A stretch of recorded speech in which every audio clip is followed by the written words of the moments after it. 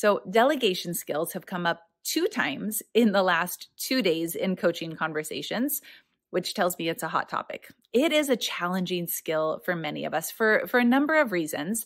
And let's dive into a couple of those reasons through a story. And we'll go personal because personal stories are always more fun and entertaining than work stories, right? So one area where I struggle to delegate well in our home is the dishes. And not that my job is to delegate here. That's not the picture that I'm trying to give, right? But it'll still illustrate what I'm trying to say. So first of all, when my family loads the dishwasher, I am one of those people who goes and rearranges the way that they have loaded it. And I think I get this from my father. Kind of an embarrassing confession, right? But I look at it and I'm thinking, this is not effective at all. We could fit so much more in here and make sure the dishes get cleaned well if we rearrange. So I go in and rearrange and it drives them crazy. Rightfully so. The other thing is if I ask my husband to do the dishes, in my mind, I want them done right then, right? And in his mind, and usually this is, evening time, in his mind, he's thinking, well, I'll just keep spending time with the family and I'll do them after everybody goes to bed because he stays up later anyhow. And I don't like that, right? Instead, then I end up passive aggressively going and just doing the dishes right then because he's not doing them right then. And we had a conversation, this was a while back, because he said, what is the difference? I am going to do them tonight. You will wake up in the morning, the dishes will be unloaded, the dirty ones loaded, the other ones washed. It really doesn't matter, just a couple hours difference, right? You need to let it go. And so this is what happens with delegation at work though.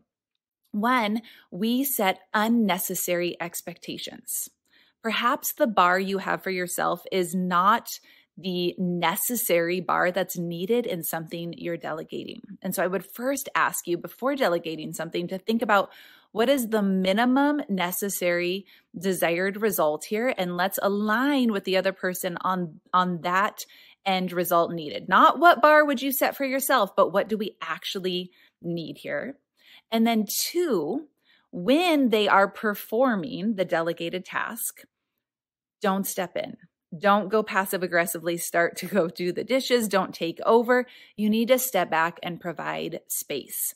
And as long as they deliver on time in terms of what you agreed upon at the beginning, and they meet the expectations around quality and what's delivered, then it really doesn't matter how and when they got there.